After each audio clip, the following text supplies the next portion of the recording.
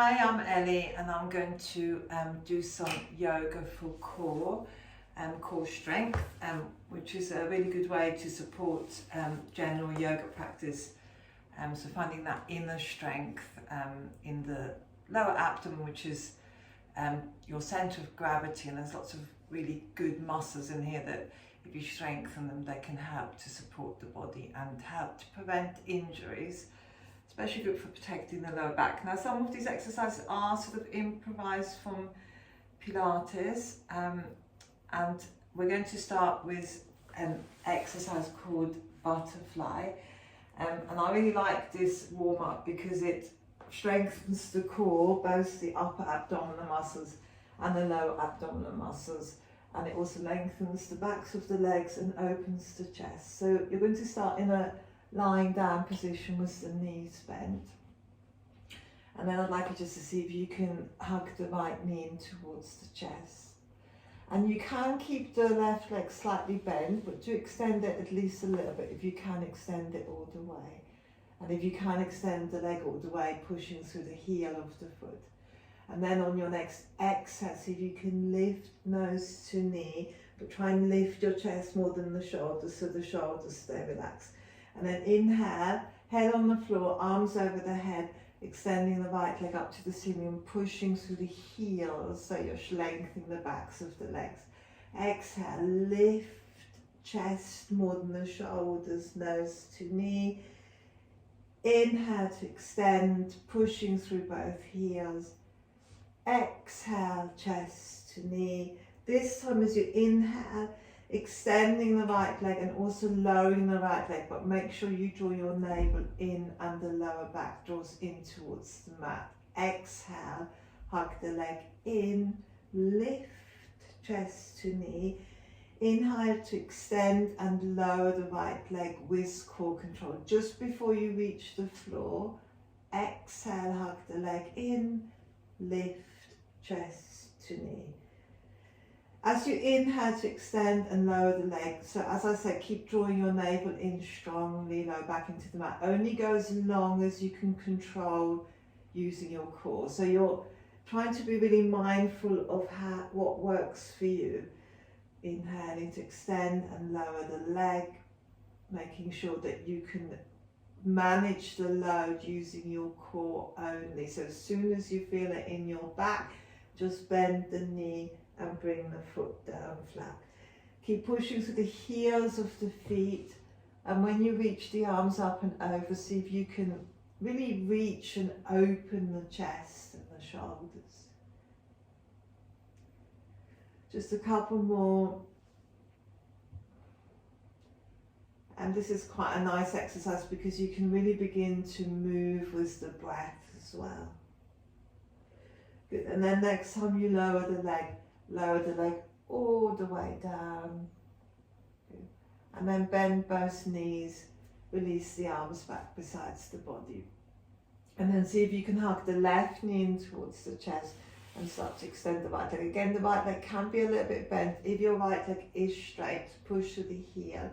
And again, exhale, lift chest more than the shoulders, nose to knee. Inhale to extend, pushing through the heels of both feet.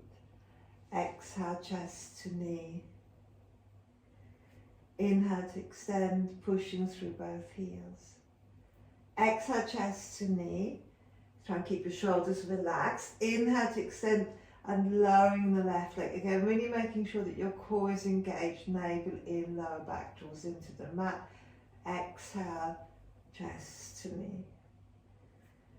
Inhale to extend and lower the left leg with core control just before you reach the floor. Exhale, chest to knee. Try and keep your shoulders relaxed. Inhale, remember to push through the heels to lengthen the backs of the legs.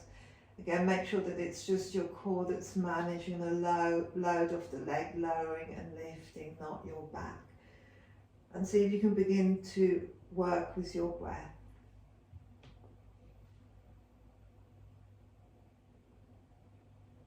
Just a couple more.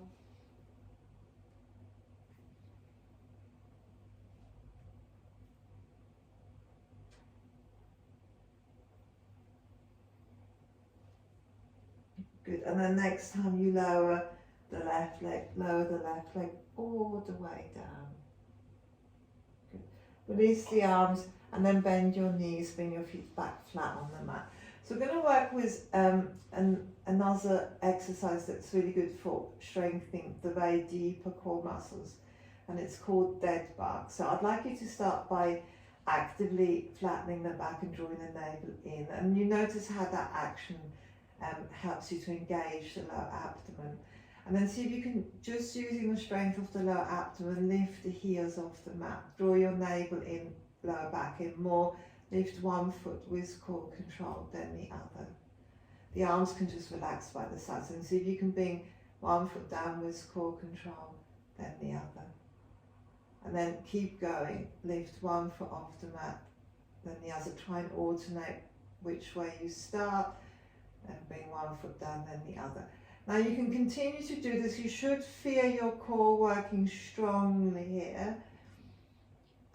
If this feels fairly easy, next time you lift both feet off the mat, reach the fingertips up to the ceiling, flex the feet, so push to the heels, knees over hips, and then inhale to extend opposite arm and leg. Exhale, come back to the center. Inhale, other side, extending opposite arm and leg. Exhale, come back to the center. Inhale to extend opposite arm and leg. Exhale, come back to the center. Keep going your own time.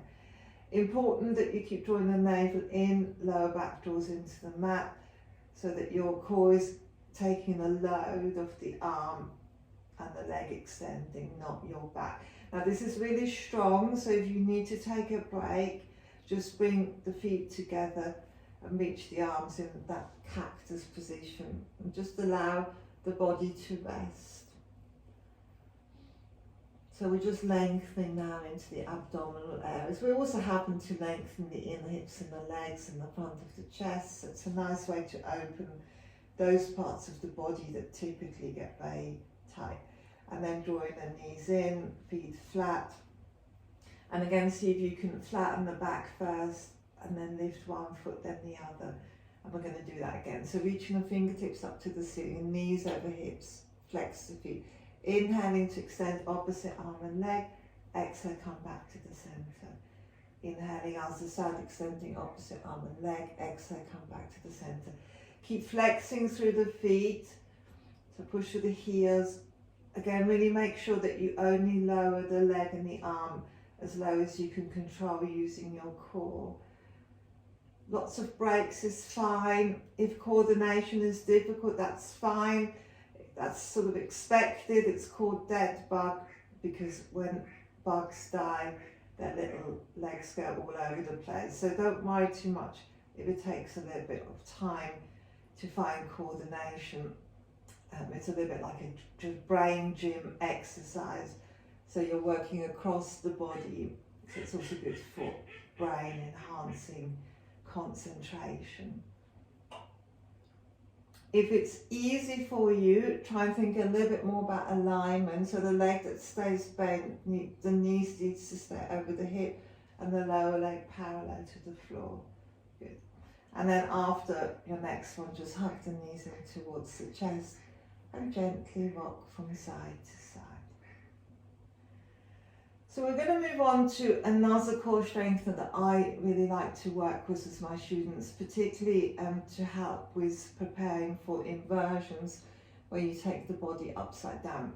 And I call it lower body lifts, and it's the ability to lift your body using your core, your inner body, rather than using your hands to push yourself into position. So having a strong core can really help to make the inversion safer. So you're going to start with the legs straight. Actually, let's start with the knees bent, just because I just want to break it down a little bit more. And then I'd like you just to extend the legs up to the ceiling. Good. And all you're going to do, so your arms are by the sides, hands flat, you're going to just lift the pelvis slightly off the mat and then roll back down. Now this can already feel challenging, so keep going, lifting and rolling back down. If this feels fairly easy, you can see if you can maybe lift up and over a little bit higher, and then maybe also lower the legs a little bit lower. But again, be cautious, lifting a little bit higher, rolling back down with control and lowering the legs. If this feels really easy and your neck is fine, so be cautious of your neck. See if you can maybe bring the legs all the way over into Halasana. Key here is to roll out slowly, so just keep the breath flowing and maybe even lower the legs almost to the floor. But only go as far as is comfortable for you. So you do want to push yourself, but don't push yourself to a point where you're sort of heaving your body or you're feeling that the back is taking any of the load. So you should just feel this in your abdomen, in your core. And then if you want to rest in a position for a while, that's fine. Halasana is really good for lengthening the spine, lengthening the backs of the legs. Just a couple more in your own time.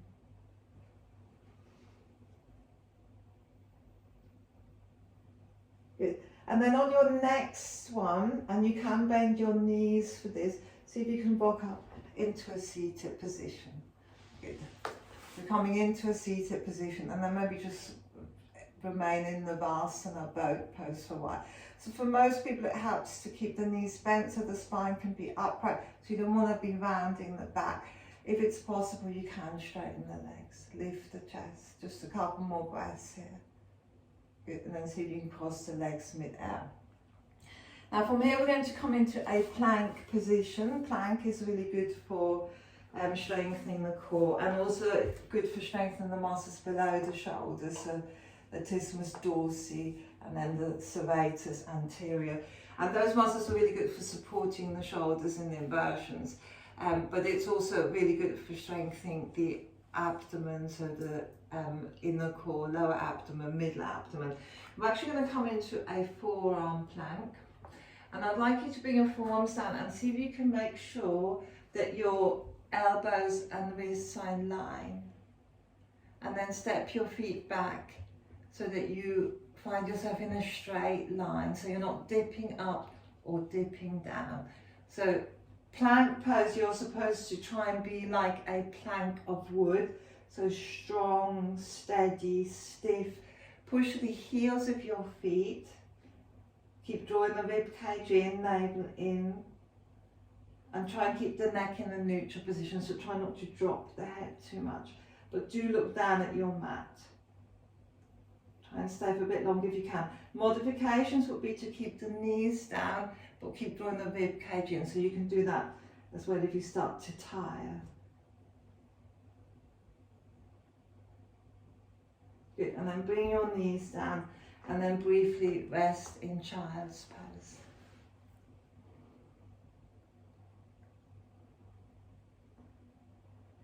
Now from here we're going to come into side forearm plank, starting on the right side. So right forearm comes down again, elbow in line with wrist. And then you're going to come onto the outside of the right foot and try and line the heel up with the elbow. And just bring the left foot in front to begin with. Extend the left arm up and come onto your left toe so you can really lift out of the right side of the waist. We're working a little bit more into the waist here, still working into the muscles below the shoulders. If it's possible for you, you can place the left foot on top of the right, but there's no need for that. Just a few more breaths.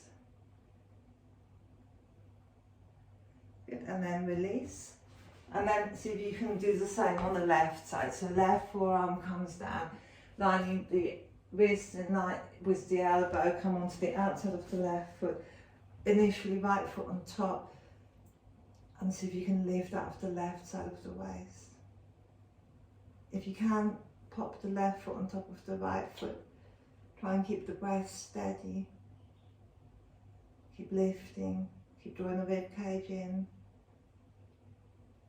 Good, and then when you're ready, release. Good. And if you want, you can briefly come into child's pose again. Take a couple of breaths here.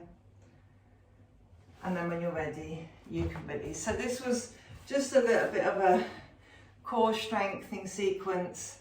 I do integrate most of these core exercises into my general classes, because it's so important to help find that inner strength to support the body in particularly some of the more challenging asanas. Thank you everyone, and I'll see you soon again.